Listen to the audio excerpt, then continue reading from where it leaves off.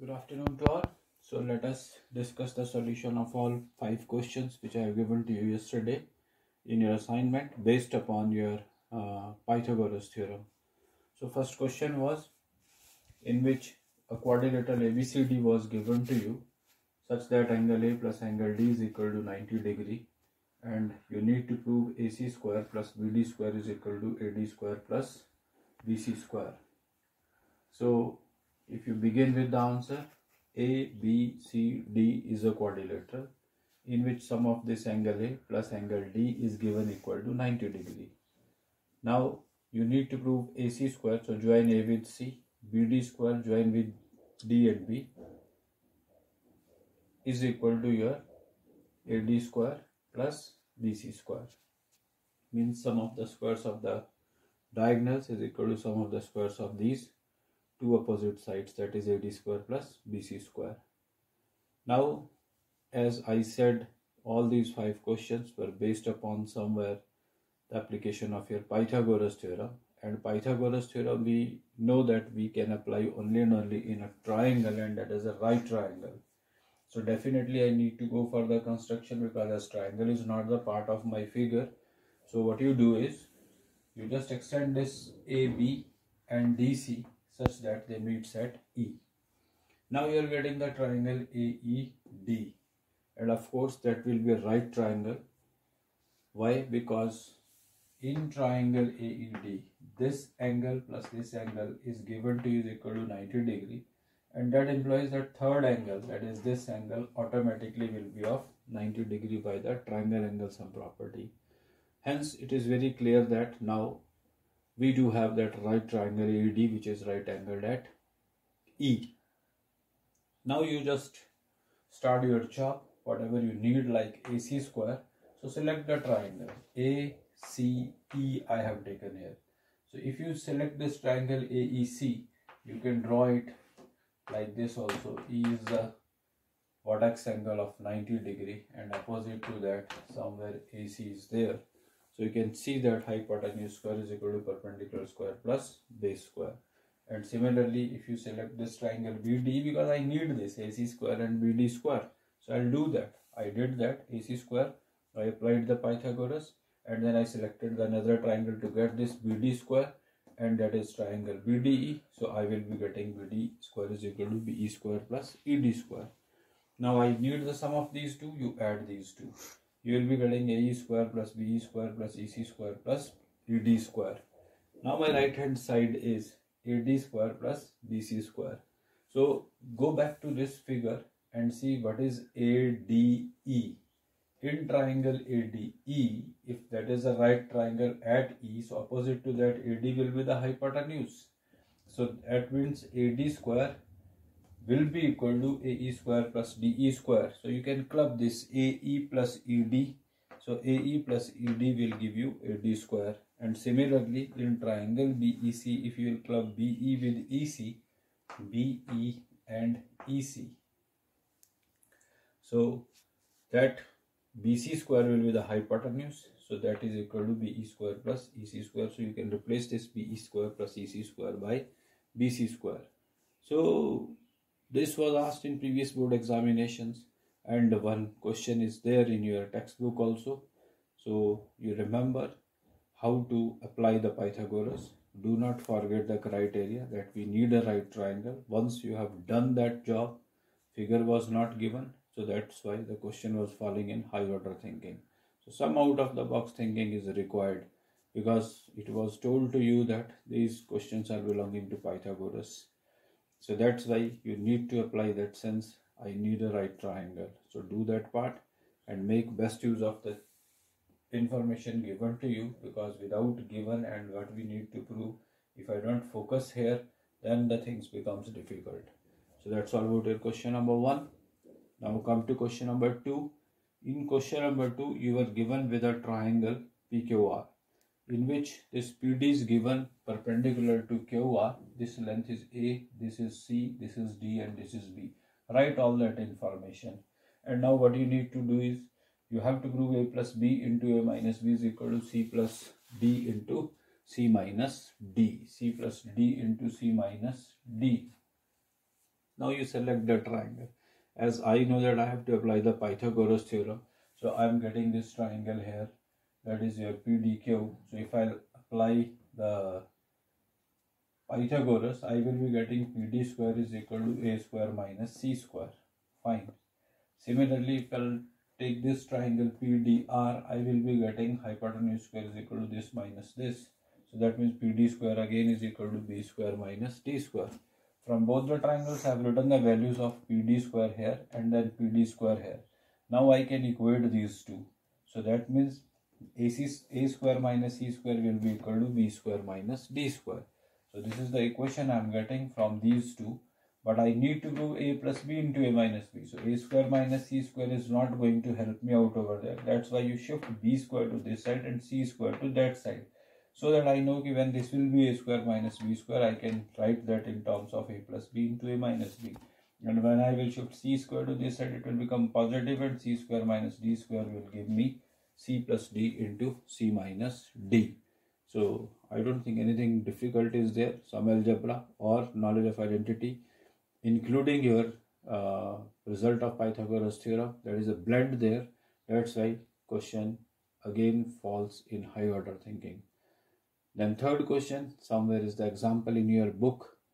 Now one right triangle is given to you, as here it is the triangle ABC, which is right angled at B. This is given, and then three semicircles are drawn on these three sides respectively. At AC C1 is there, at AB C2 is there, and at BC C3 is there. So these three are the semicircles, and you need to prove that area of this C1, the semicircle which is drawn at the hypotenuse, is equal to area, sum of the areas of other two, that is on perpendicular and base. So I need to prove area of C1 is equal to area of C2 plus area of C3. So first of all, as we are there in Pythagoras, so if ABC is a right triangle at B, I will apply the Pythagoras. So AC square is equal to AB square plus BC square. Now I need to focus upon the formula of area of the semicircle. So area of the semicircle. Area of the semicircle, you remember, I have written straightway here. This is there. Please you write down the formula for area of semicircle is always equal to pi upon 8 into square of its diameter. Why this is pi upon 8? Because you know when you are talking about area of circle is equal to what? Pi r square. But I am talking in diameter. I need the equation I have to prove, because AC is the diameter, AB is the diameter, and BC is the diameter. So area of the semicircle. What is if area of the circle? Area of the semicircle. So area of the semicircle definitely will be half of what? Circle's area. If pi r square is the area of the circle, so area of the semicircle will be what? Pi r square upon 2. I need to express this r in terms of diameter. So you know the relationship. What is that? Is equal to 2d square upon radius is twice of the diameter. So r square, radius is half of the diameter, and upon 2 already is there. So what I will be getting in the numerator? D square upon 4 whole upon 2. So finally this will become pi d square upon 8. So that's why I said that area of the semicircle is equal to what? Pi upon 8 into square of the diameter. So use that now. So area of C1, here the diameter is AC, so pi by 8 C1 pi by 8 AC square, and on this it is pi by 8 AB square, and here at C3 it will be pi by 8 BC square. Now you add C2 plus C3, so C2 plus C3 will be, take pi by 8 common, it will be AB square plus BC square, and you know that AB square plus BC square is equal to what? AC square, so you can replace that by AC square. So area of C1 C2 plus area of C3 automatically will give you area of C1. Hence a semicircle drawn at the hypotenuse, area of that will be equal to sum of the areas of other two semicircles drawn on other two sides, that is perpendicular and base respectively. So nowhere it is difficult, and you go through your NCERT somewhere. I guess that this is one of the example in your NCERT, and not difficult at all. But new thing I added to your knowledge, in terms of diameter, you need to remember the formula of area of semicircle is what? Pi upon 8 into the square of its diameter. Now let us go to your question number 4. So again, your question number 4 is what? One of the example in your textbook, that is in your NCERT, and very important from the examination point of view. Almost alternatively, I have seen the question is part of your annual examination, that is your board examination. Straightforward question is given, and what is the important thing that you need to pay attention over there is O is any point given. O is any point given inside the rectangle ABCD, and on behalf of that you have to prove that OB square plus OD square is equal to OA square plus OC square. So given is rectangle ABCD, and this any point. Please make a note of one advice here. Do not take that O as the point of intersection of diagonals until unless it is not given that O is the point of intersection of diagonals. I hope you are very much clear about this, because we did number of practices in class 9.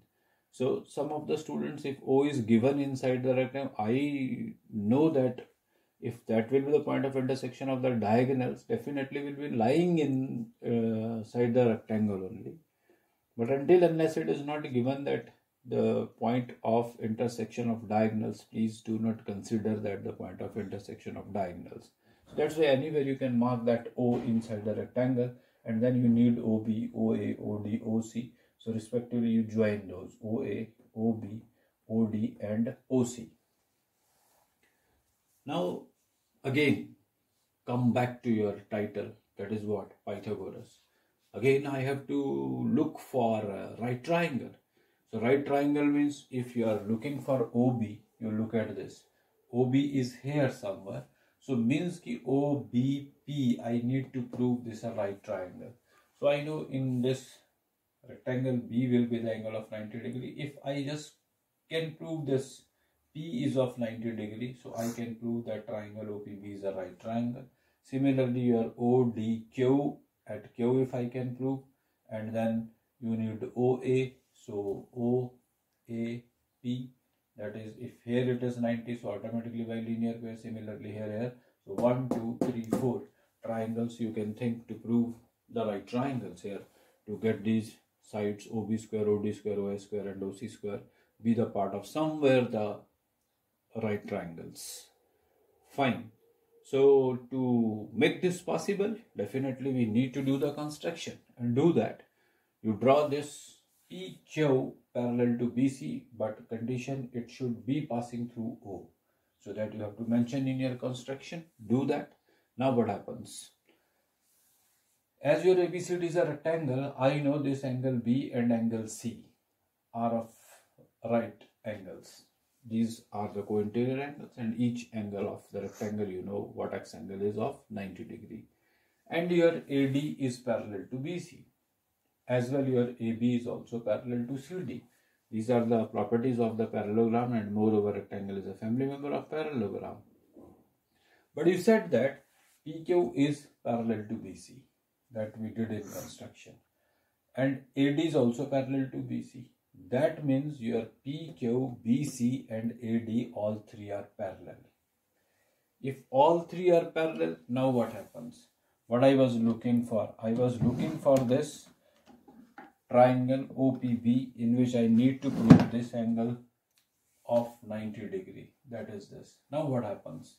As soon as you are saying that PQ is parallel to BC, so this vertex angle I know is of 90 degrees. So by the property of converse of co-interior angles, if the two lines are parallel, then the sum of co-interior angle is always 180. So one is 90 degrees, second automatically will be of 90 degree, and same thing is going to be happen here also. So I am getting these triangles right triangles. Which triangle? OPB, right angle at P. Similarly, OQC, right angle at Q. And if you will apply the linear pair, again these angles you will be getting the right triangles. So my purpose is solved over here. And in other words, you can call these two, this rectangle now I have divided into two parallelograms, APQD and your PBCQ. So I can use this also now. PB I can take is equal to QC, AP I can take is equal to DQ, and all that I have mentioned here. AP is equal to DQ, BP is equal to CQ, because these are also the rectangles now. I have divided this whole rectangle into two now. That is APQD and your PBCQ. Now you do this job. Whatever you need is select the triangle, apply the Pythagoras, write the result. Again select the triangle, apply the Pythagoras, write the result. You need the sum. In most of the sum, I'm repeating the same procedure. So I don't think you should find anything difficult over there.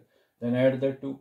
As per the combination, whatever you need, you please club those two as I did here. And you see, I have replaced PB square by CQ. PB square by CQ.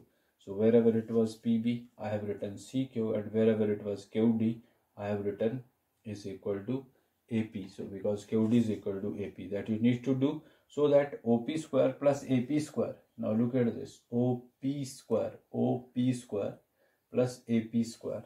OP square is this, AP square is this, and are the parts of somewhere triangle AOP. So I can write that is equal to OA square, because OA is the hypotenuse there. Similarly, in triangle OQC, if you see OQ square plus QC square, OQ square plus QC square, this is going to be equal to OC square. So then you have proved the result that OB square plus OD square is equal to OA square plus OC square. So that is the solution for your question number 4. Now come back to your question number 5. In question number 5, you were given with a triangle ABC, some kind of obtuse angle triangle in which your angle ABC was given equal to 135. And I need to prove on behalf of this information that AC square is equal to AB square plus your BC square plus 4 area of triangle ABC. This question again I want to make very clear is taken from the previous board questions. So I have to go back to the topic. Again, I need the right triangle. That's why what I did, I have drawn a perpendicular through A to C be produced, so that I can have a right triangle somewhere to apply the Pythagoras.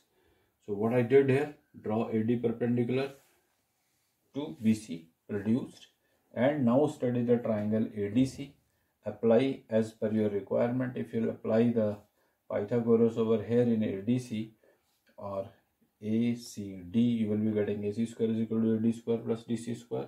So somewhere you are getting AD square in terms of AC and DC. Give that number 1.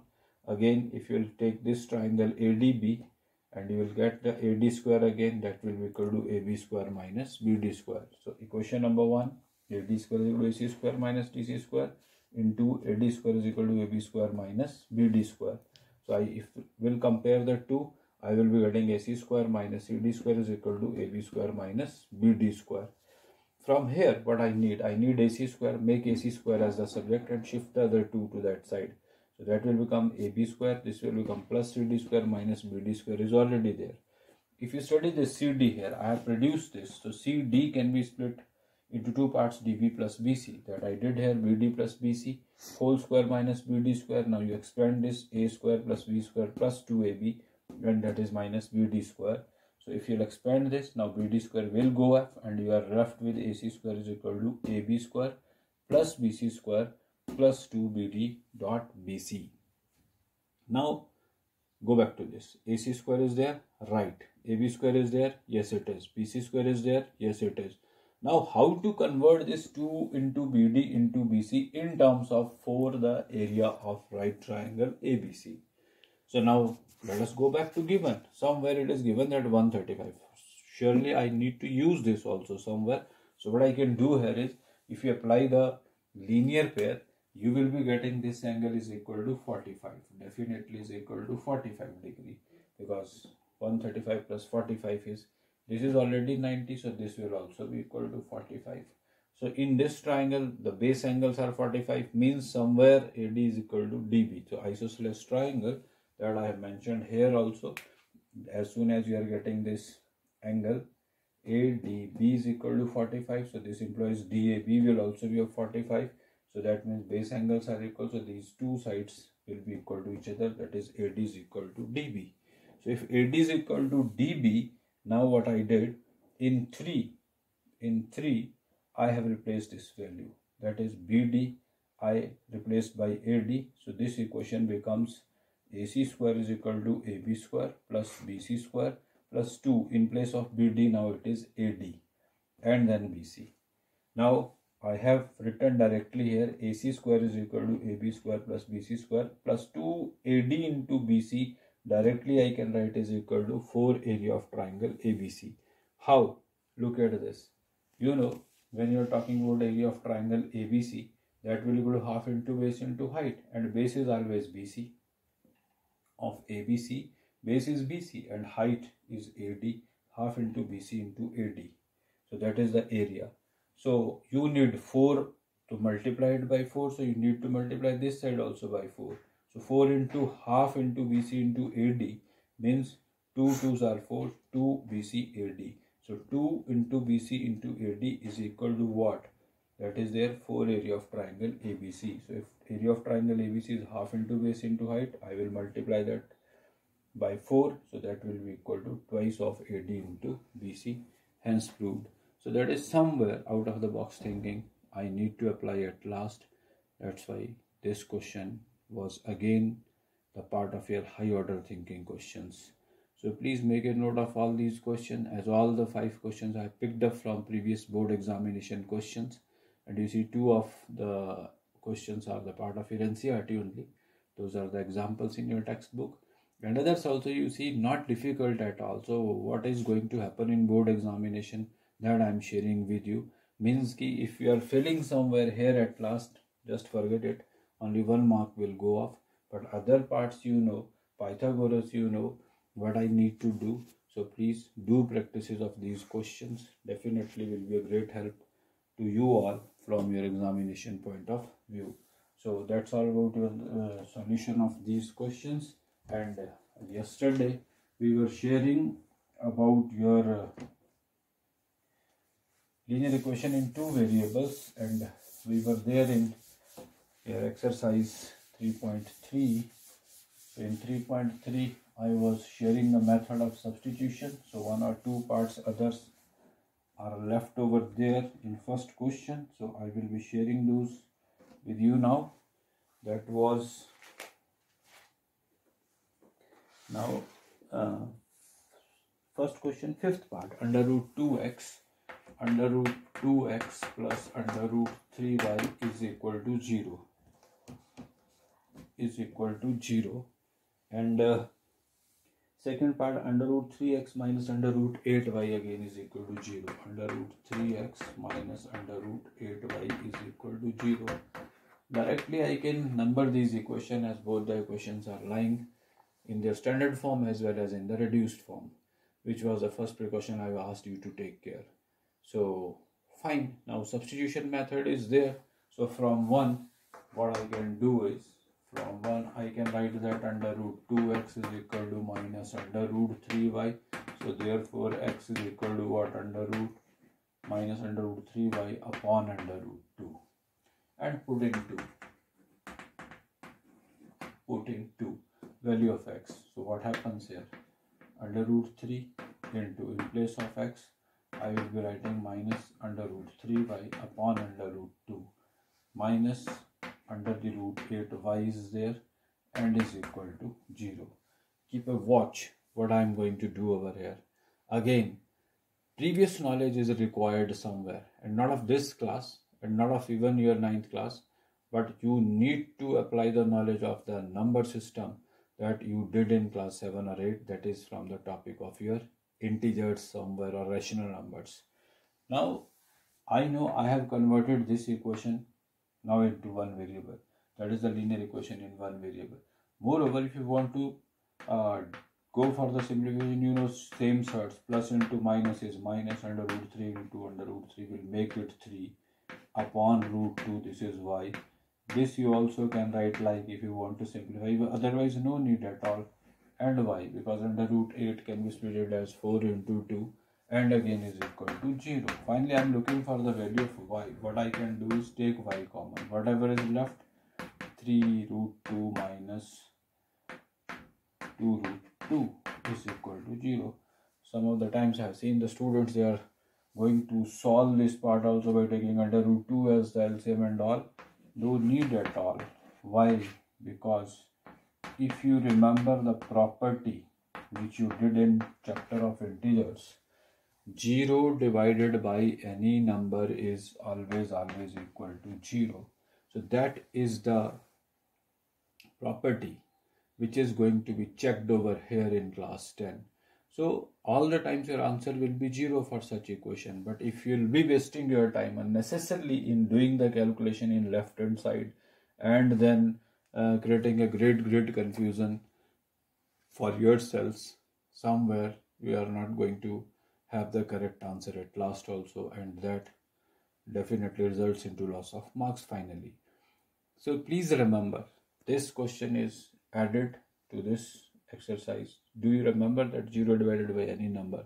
So why to go for these calculations? Is the product, you write there as it is, and remember that no need to do any calculation over there, and that's all.